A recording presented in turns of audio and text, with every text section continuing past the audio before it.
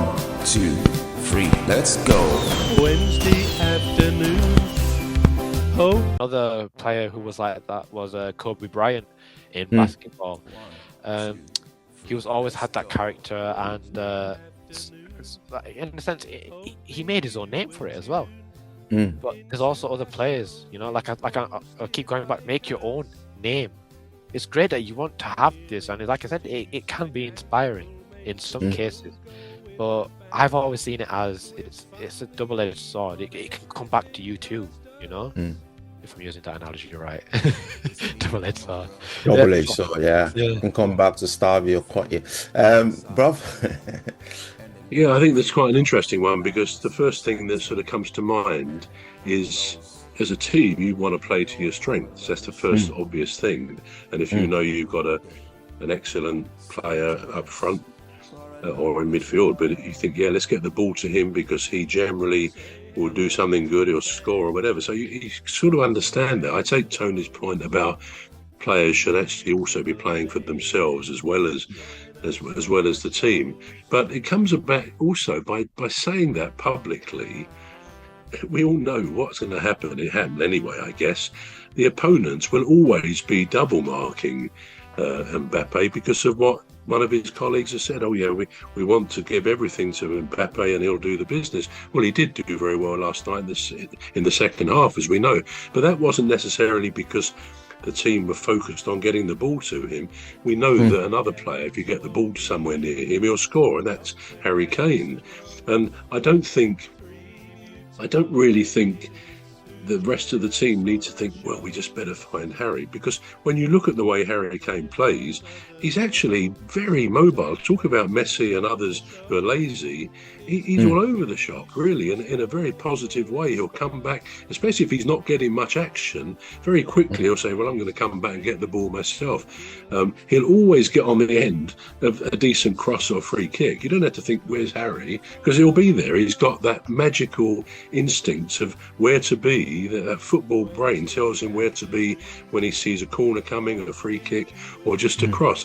So, of course, the players know it's in their nature to know, get the ball to Harry Kane, but I don't think you need to say it.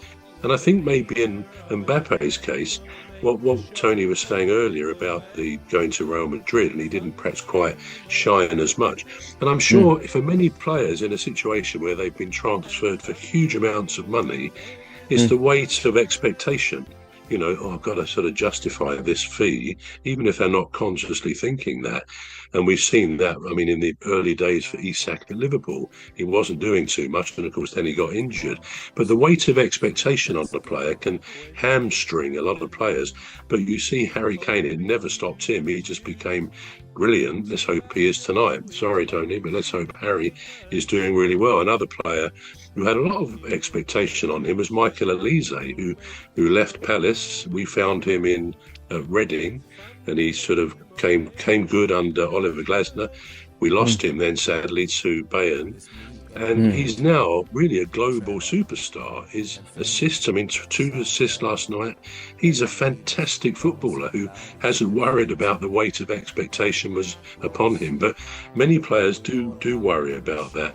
So yeah, I don't think it's a good thing for any colleague of Mbappe to say, yeah, we've got to get the ball to him, because you're almost, I mean, it's obvious, but you're giving away your own tactics, that you're going to be bending your play at all times to get the ball through to him. And maybe he won't, because he'll be heavily marked, as he always is, he won't be able to do the business, partly because he's been highlighted by a colleague. So yeah, just play the game. A good player will always get himself in the right place at the right time. Absolutely, yeah. Now, Spain played, but the highlight or the spotlight was stolen by a goalkeeper instead. Say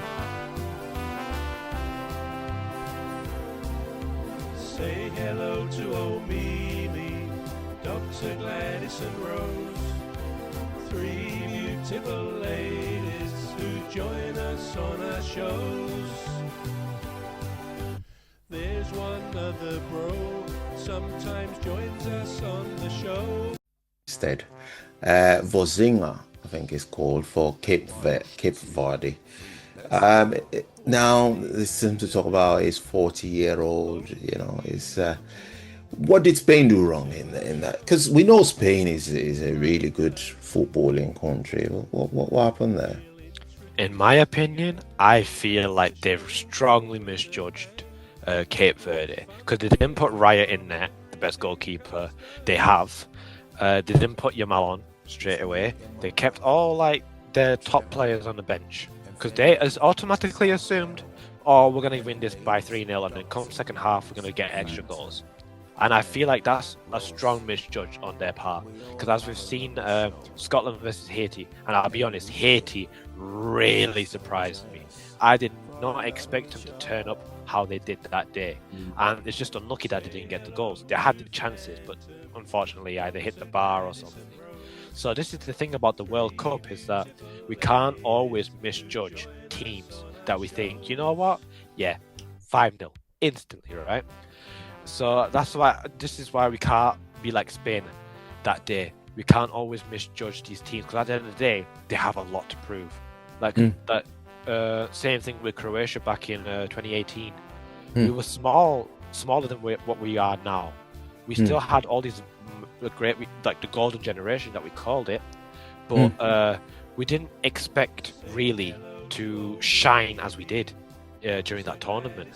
And a lot of the teams that we went against all completely mistook us, and it cost them dearly. So it's the same thing with Spain, with Cape Verde, what they did. And obviously, honestly, credit to that goalkeeper, because I watched it when I was in the gym and I was watching the match there. It was absolutely brilliant. It was. I was thinking, we need this guy at Man United as well as once.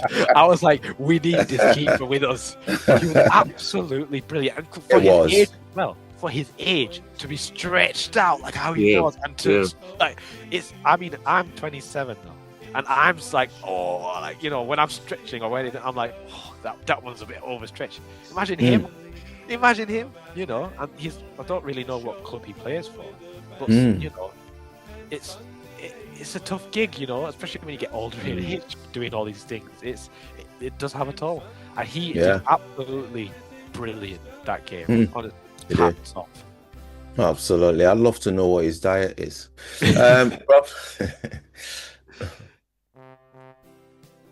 Yes, please, Brav. Yeah. What can you say about that goalkeeper? He was out of this world, wasn't he? His determination, and he kept them all out. I happen to think that so far was the result.